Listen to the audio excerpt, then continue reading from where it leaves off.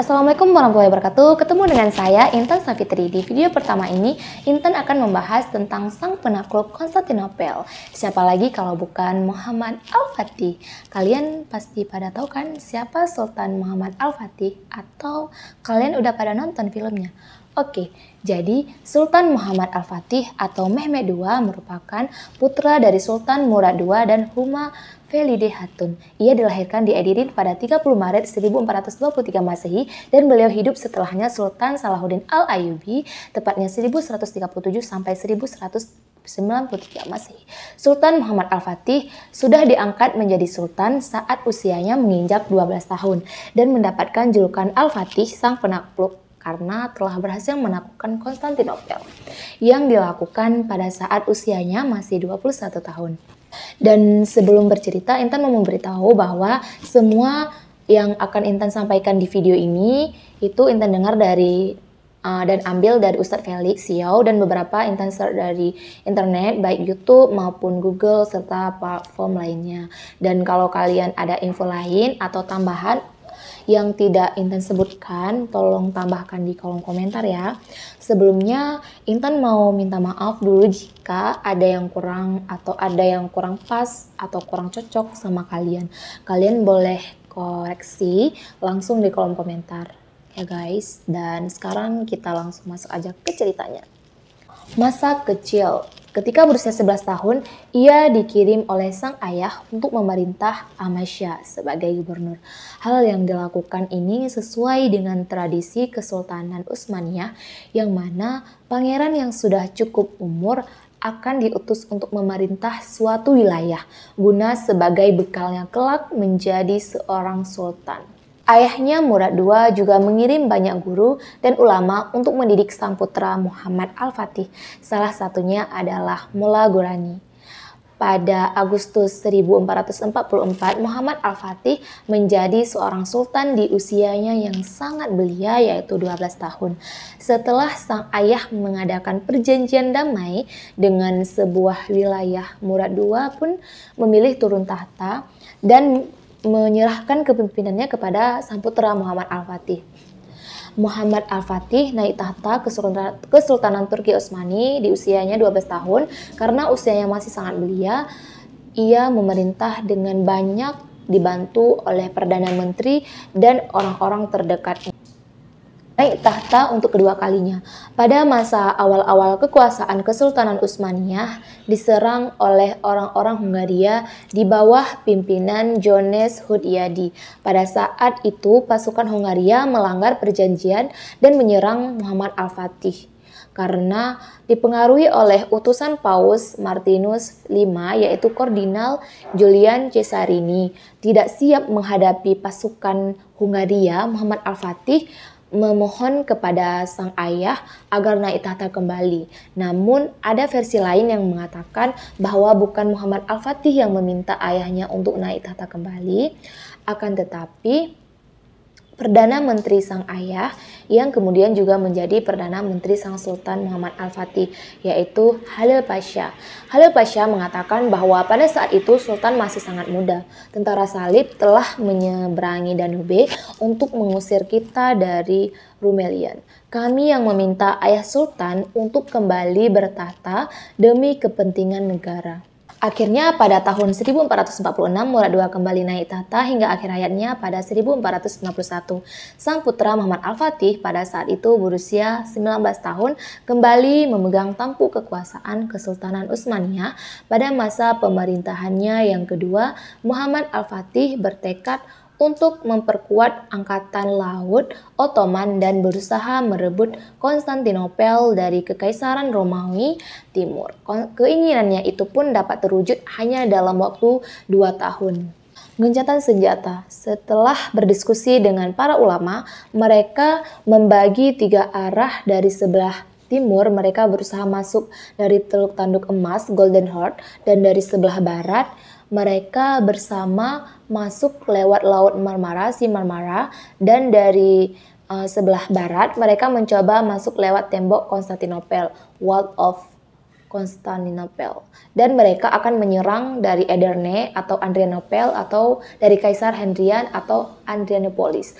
Dari arah selatan mereka mempersiapkan kapal-kapal perang sebanyak 400 kapal di bawah komando Muhammad Al-Fatih untuk mengepung Konstantinopel dari Laut Marmara. Dari sebelah utara, beberapa kapal kecil kemudian ditugaskan untuk menembus Konstantinopel melalui Selat Tanduk Emas, The Golden Heart, dan dari arah barat total 250.000 pasukan menyerang tembok Konstantinopel dari Jalan Edirne selama 2 bulan. Gencatan senjata pertama ini dilakukan pada tanggal 6 April 1453 oleh Sultan Muhammad Al-Fatih pada hari Jumat, dan dipilihnya tanggal 6 karena pada tanggal tersebut merupakan hari Jumat yang dimana kaum muslimin selalu memulai hal-hal penting pada hari Jumat karena hari Jumat adalah penghulu bagi segala hari dan mereka memulai gencatan senjata setelah matahari tergelincir. Saat matahari tergelincir, Muhammad Al-Fatih mengumpulkan pasukannya yang berjarak 1,5 km dari tembok Konstantinopel dan mereka melakukan salat Jumat berjamaah. Di sana lalu penduduk Konstantinopel melihat pasukan dari Muhammad Al-Fatih yang melakukan salat Jumat dengan jumlah yang sangat banyak dan mereka berkata, "Sepertinya hari ini terakhir kali kita melihat salib di Hagia Sophia." Lalu setelah itu meriam pertama ditembakkan dari sebelah selatan dan hasilnya Muhammad Al-Fatih kalah total. 400 kapal Muhammad Al-Fatih dapat dikalahkan hanya dengan 27 kapal Konstantinopel.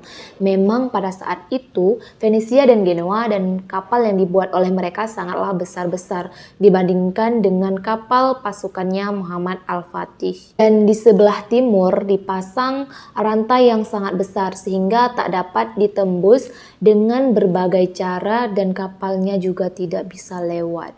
Sedangkan dari sebelah barat, meriam yang telah disiapkan dan ditembakkan baru kelihatan kelemahannya setelah ditembakkan, yaitu bisa ditembak 3 jam sekali. Jadi dalam sehari semalam itu hanya bisa ditembak sebanyak 7 kali. Itu belum selesai ditembak, orang-orang Konstantinopel sudah menempel jika ada tembok yang jebol. Dengan begitu, gencatan senjata pertama benar-benar kalah total. Selanjutnya, Muhammad Al-Fatih kembali menyerang pasukannya di hari ke-5, 12, 28. Ia terus melakukan gencatan senjata. Akan tetapi, kuatnya pertahanan dari benteng Byzantium benar-benar menguji kesabaran pasukan Utsmani sehingga menguras tenaga, pikiran, dan perbekalan mereka. Dengan rasa hampir keputusasaan, Sultan Muhammad Al-Fatih diberi nasihat oleh gurunya, seorang syekh. Di sela nasihat, syekhnya berkata, "Kau tak boleh menyerah, Mehmet. Kau datang kemari untuk menjadi komandan yang diwartakan itu. Sekarang pergi dan pimpinlah tentaramu. Jika kau tak melakukannya sekarang, kau tak akan pernah bisa melakukannya lagi. Sekarang, pergunakanlah akal sehat dan nalurimu dan tunjukkan kepemimpinanmu yang menakjubkan itu pada semua orang. Kau punya kekuatan untuk melakukan itu. Ingat, angin kencang terhembus dari pegunungan yang curam." Dan setelah itu, Sultan kembali bangkit serta memerintah kepada pasukannya untuk membuat kapal dari kayu-kayu yang besar dan memerintah kepada Urban, sang pembuat meriam, agar membuat meriam yang lebih besar dan lebih canggih lagi. Dan kapal-kapal yang sudah dibuat tadi, kemudian ia memerintah dan berkata agar kapal-kapal tersebut didaratkan di Galata. Setelah kapal-kapal didaratkan di Galata, kemudian kita mengangkatnya. Setelah diangkat, dibalikkan lagi. Nah, sekarang kita sudah berada di perairan mereka, kata Sultan Muhammad Al-Fatih. Lalu di dalam pasukan tersebut ada yang berkata, apakah Sultan lupa bahwa Galata adalah sebuah bukit 60-an meter? Apa iya? Lalu mereka bilang, itu tidak mungkin. Dan Al-Fatih pun berkata, dan kata beliau ini juga dapat menginspirasi kita semua. Yaitu, jangan bilang pada saya tidak mungkin sebelum kamu mati dalam mencobanya. Jadi, kalau kamu masih hidup, semua mungkin. kamu lakukan dan itu semua sudah menjadi keputusan sultan. Kemudian tepat pada 21 April kapal-kapal akan diangkat dan pada 22 April 1453 72 kapal pindah dari Selat Bosporus ke Selat Tanduk Emas pada waktu 1 malam. Dan paginya pada 22 April 1453 penduduk Konstantinopel kaget dan lari terbirit-birit karena melihat para pasukan Muhammad Al-Fatih sudah masuk ke dalam kawasan mereka.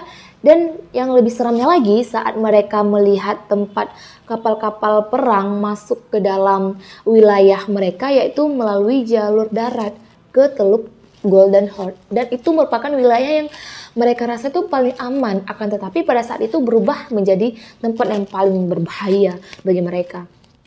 Kemudian pada 29 Mei 1453 tepat jam 1 dini hari mereka melaksanakan sholat tahajud bersama. Dan setelah bertahajud, Al-Fatih berkhutbah kepada mereka lebih kurang seperti ini. Jika penaklukan Konstantinopel sukses, maka sabda Rasulullah telah menjadi kenyataan dan salah satu dari mukjizatnya telah terbukti. Maka kita akan mendapatkan bagian dari apa yang telah menjadi janji dari hadis ini, yang berupa kemuliaan dan penghargaan. Oleh karena itu, sampaikanlah kepada para pasukan satu persatu bahwa kemenangan besar yang akan kita capai ini akan menambah ketinggian dan kemuliaan Islam. Untuk itu, wajib bagi setiap pasukan menjadikan syariat selalu di depan matanya dan jangan sampai ada di antara mereka yang melanggar syariat yang mulia ini. Hendaknya mereka tidak mengusik tempat-tempat peribadatan dan gereja-gereja. Hendaknya mereka juga tidak mengganggu para pendeta dan orang-orang yang lemah, yang tak berdaya, yang tidak ikut terjun ke dalam pertempuran. Dan ini merupakan salah satu pesan dari Rasulullah SAW.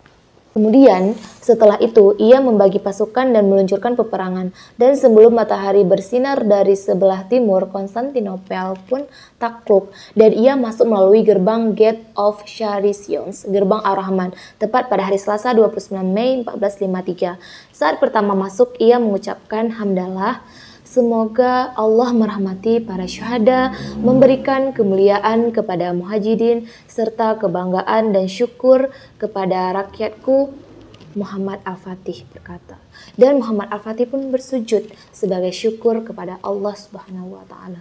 Kemudian ia masuk menuju ke Hagia Sophia dan melewati forum-forum Yunani sambil mengucapkan Masya Allah, segala puji bagi Allah. Dan lalu ia masuk ke gereja Hagia Sophia dan menemukan banyak orang yang menangis ketakutan, bahkan stres karena di tahun yang sama Spanyol dikuasai oleh orang-orang salibis. Kemudian Muhammad Al-Fatih meyakini orang-orang di sana bahwa mereka tidak akan dilukai dan siapa yang masih ingin tinggal di kota ini dipersilahkan dan properti tetap menjadi milik mereka. Dan siapapun yang keluar, Muhammad Al-Fatih akan menjamin mereka sampai ke gerbang kota. Dan Muhammad Al-Fatih meminta agar Hagia Sophia dijadikan masjid. Serta di hari tersebut Hagia Sophia dijadikan masjid oleh Muhammad Al-Fatih. Setelah itu, rentetan penaklukan strategi yang dilakukan oleh sang sultan dan ia membawa pasukannya menaklukkan Balkan, Yunani, Romawi, Albania kecil, dan Asia kecil. Peradaban yang dibangun pada masa Sultan Muhammad Al-Fatih ialah ia membangun 300 masjid, 57 sekolah, dan lainnya di berbagai wilayah Utsmani. Dan selain terkenal sebagai jenderal perang, ia juga terkenal sebagai seorang penyair. Dan sudah banyak sekali syair-syair yang diciptakan oleh sang Sultan Muhammad Al-Fatih. Wafatnya sang Sultan pada bulan Rabiul Awal tahun 886 Hijriah atau 1481 Masehi, Sultan Muhammad Al-Fatih pergi ke Istanbul. Padahal pada saat itu ia sedang kurang sehat atau sakit. Di tengah perjalanan sakit yang ia rasakan kian parah dan dokter didatangkan untuk mengobati sang Sultan. Dan ia wafat di tengah pasukannya tepat pada hari Kamis 4 Rabiul Awal atau 886 Hijriah atau 3 Mei 1481 Masehi. Dan saat itu Sultan berusia 52 tahun dan ia memerintah selama 31 tahun. Wallahu a'lam bishawab. Oke guys, sekian dari saya sejarah Muhammad Al-Fatih atau Mehmet II, sosok sang sultan yang digambarkan dalam sabda Rasulullah SAW. Lebih dan kurang saya mohon maaf, segala yang baik datangnya dari Allah dan segala kesalahan, khilaf serta keliru datangnya dari saya pribadi sebagai insan biasa. Sampai berjumpa di video-video selanjutnya, insya Allah. Atau kalian ada rekomendasi video apa setelah ini? Komen di bawah ya guys. Dan kalau kalian suka dengan video ini, jangan lupa like, comment, and subscribe. Dan jangan lupa nyalain tombol notifikasinya supaya kalian tahu atau ada info-info menarik dari channelnya Intan. Dan juga jangan lupa share ke teman-teman kalian. Oke guys, sampai jumpa. Bye. Assalamualaikum warahmatullahi wabarakatuh.